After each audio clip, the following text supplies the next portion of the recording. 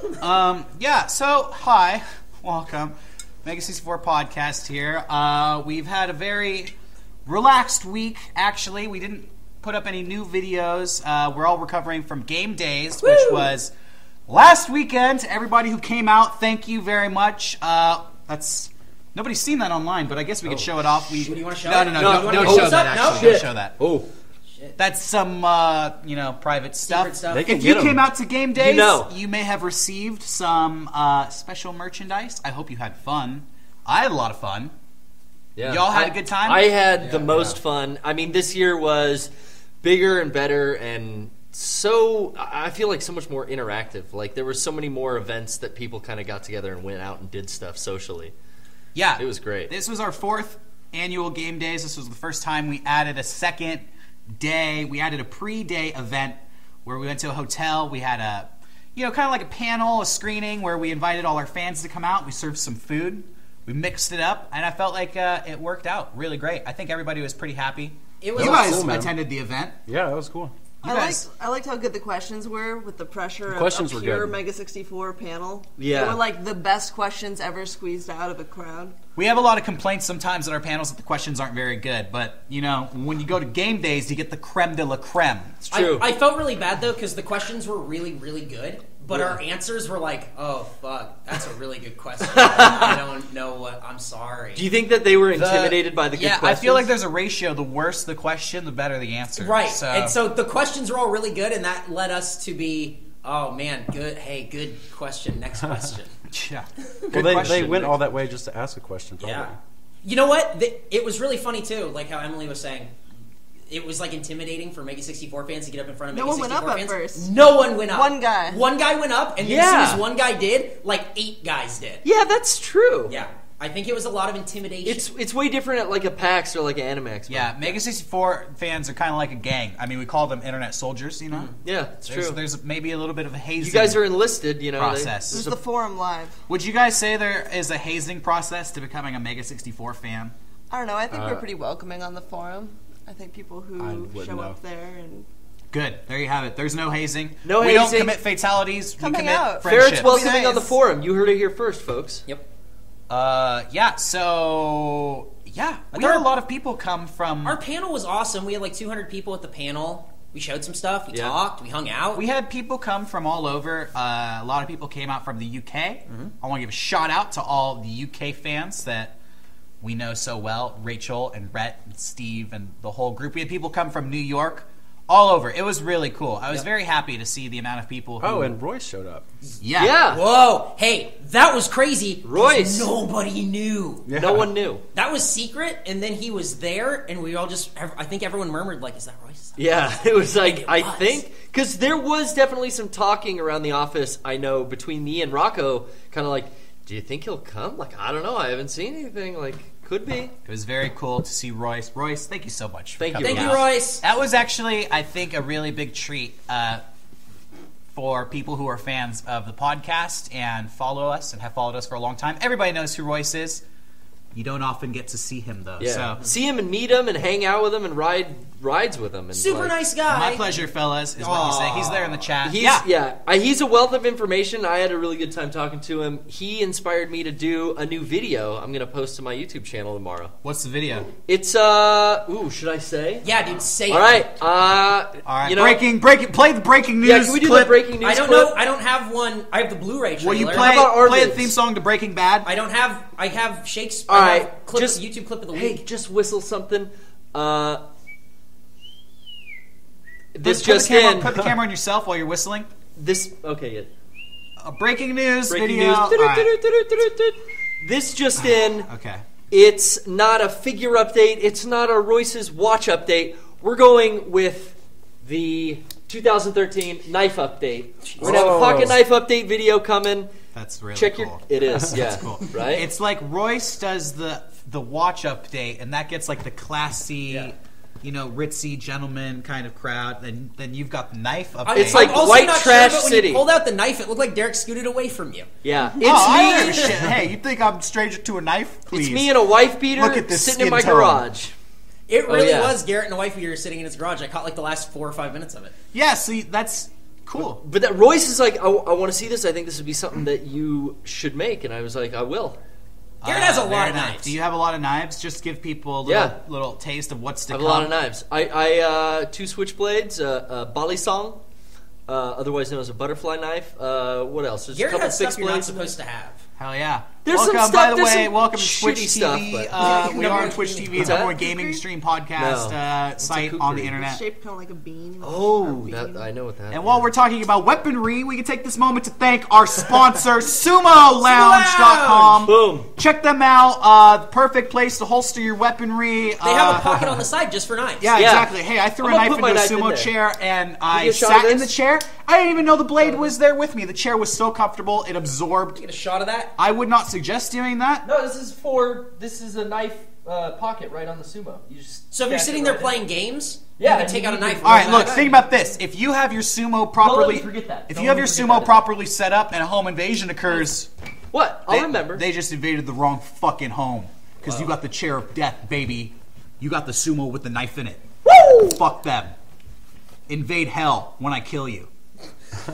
Visit SumoLounge.com. Yeah. Invade hell when I kill you. Sumo Lounge. Yeah, you got it. Yeah. Watch out. Yeah, so, I just want to keep talking about game days. Do it. Keep it on. Why not, man? There's only so much you can say. I'm very happy. You didn't even talk about the second day of game days. We had over 250 people show up. We had close to 300 people show up to Disneyland. And that's just based on the big group photo that we took. So I think that there may have been more people floating around who didn't show up to that photograph. It was really cool. Everybody was repping their Mega64 gear. I saw people who were not there for game days. I could hear them audibly asking, like, what's the 64 about? Two people asked me individually. We've taken over. Hey, what is this? Demolished the Rockabillys and beat the shit out of the Potterheads. Yeah, that's right. They should be. Bunch of muggles showed up and got trounced. Yeah, game days this year coincided with Harry Potter Day and Rockabilly Day, which was not planned by us, unfortunately. We outnumbered far and away both groups. We did. I get kind of annoyed that Harry Potter Day is at Disneyland because... Don't they have like another park to go to? Yeah, they have a Harry Potter park at Universal Studios. Harry Potter has nothing to do with Disney. Yeah. And I just don't see the correlation. It's Disney's interesting. pretty magical. And hey, it wasn't even like people were like dressed up like Harry Potter. It was just people with scarves on. Yeah. That was it. Oh, yeah. I felt like nobody really got into it. Yeah, I saw a fucking idiot walking around with a fucking Gryffindor scarf and Hufflepuff socks. Holy like a fucking shit. moron. What a fucking You can't bitch. clash. You can't even do Harry Potter Day right, you goddamn tards. You fucking house elf, you son of a bitch. You got these dumbass muggles walking around like posers. Shut your whore mouth. Go back to Universal Studios. And fuck off. Shove a wand right up your... where the sun don't shine. Yep. Diagon Alley. Up your ass. Diagon Alley. This Holy way. Holy shit. So fuck that. That's so wide. You know how long a wand is? Depends on your wand. Well, Depends it's on your true. ass. I got that dragon's scale. It's not core. really about the size. No, phoenix feather core. Kind of like how you use it. There you have it. How you... Listen. So it was also Rockabilly Day. And, how was your Rockabilly parking lot experience? Yeah, right? you know, like Rockabilly Day, Rockabilly Day was pretty cool because actually a lot of Rockabillys ended up coming up to us and saying how much of a Mega64 fan they were. That happened like 4 or 5 times. Where cool. were all the Rockabilly girls telling me that? Some bullshit. I know. Oh, is Rockabilly like where the girl has the black hair and then the red lipstick? Yeah. And the 50s and styling. the guys cosplay like Elvis Presley. Betty Page tattoos. That's Rockabilly. Maybe cherries or the swallows. You know. And when I was, Pompadours. I was pulling into the parking structure at Disneyland at the beginning of the day, and there were so many Rockabilly people coming in that they actually had their own line of cars off to the left. And I was like, that's kind of cool, you know, it's Rockabilly Day. And then I instantly got annoyed because they started revving their engines as loud as fucking possible. Like, cool, you're at Disneyland. Yeah, let's rev your engines super loud. That accomplishes a lot. Cool. You planted your flag. You've made yourself known. So I was really annoyed with those guys, but I feel like I got my retribution because slowly all of these cars that were out of like the 40s and 50s were showing how unmaintained they actually are, because they started breaking down in the line to get into the parking structure, and I saw these dudes like popping their hoods and running around with jugs of antifreeze and water, and I was like, yeah, you shouldn't have revved your fucking engine so loud. And then it all culminated with me. I get my ticket to go park, and I'm pulling up the ramp, and I turn, and I literally see one guy behind his car pushing it into the parking structure. Pushing his car into the parking structure at Disneyland. So, cool. Off to a great start. It's a good start to your Disney day. My only regret about Gamedays is we didn't have a vehicle that we could actually push up a ramp before we got to the park. Yeah. I feel like that would have been a great start to our day. Maybe next year. Fingers crossed. Fingers crossed. But yeah, I think it was a great success. So, once again, thank you everybody who came out. I thought my favorite thing at Gamedays was after we took the photo. We took the group. We're like, hey, we're going to go do a big group thing. If you guys want to come over to Captain EO, and shout out to Casey, who works at Disneyland, to hook us up. And we had our kind of like little private showing of Captain EO. There's a full theater of Captain EO. Our first 9 rows all filled up. Yeah. That was awesome. Yeah, we had this older woman introducing Captain EO who was really into Michael Jackson and was like, I'm going to do my moonwalk for you. And she was doing a stupid moonwalk.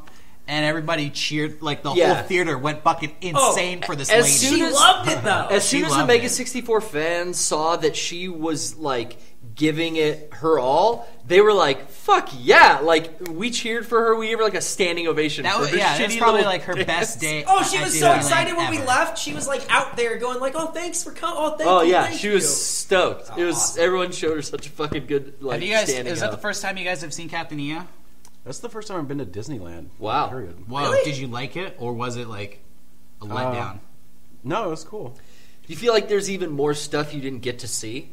I didn't go into Fantasyland at all. I didn't go to Downtown Disney or any of that. You didn't miss anything. I was wandering around, and I kept wandering into other countries. I'd go into a bathroom and come out, and suddenly it was Mexico land. Yeah. That's I don't know how very that's racialist. related to Disneyland. I've never been to that part of Disneyland. Mexico personally. land? You just have to wait until you Because it get was Rockabilly lost, Day. and then you just discover yourself there. There's because it was Rockabilly Day. That explains it.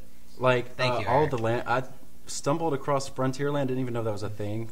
Oh, really? Coming out of the park, there's so many lands I didn't know about. You look like you would like Frontierland. Hey, I mean, did you get a chance to go to the island in the middle of Frontierland? no, but I did see some guy playing Home on the Range. The island, it used to be Tom Sawyer Island, and now it's Pirate Cove or whatever. Yeah. But that place is one of my favorite places in the park. I haven't been out there since I was an adult.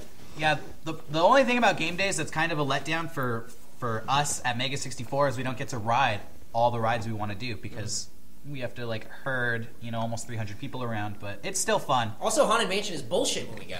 I didn't even go on it this year. Yeah, you know what? I skipped the Haunted Mansion this year because I don't appreciate that Nightmare Before Christmas malarkey. Yeah.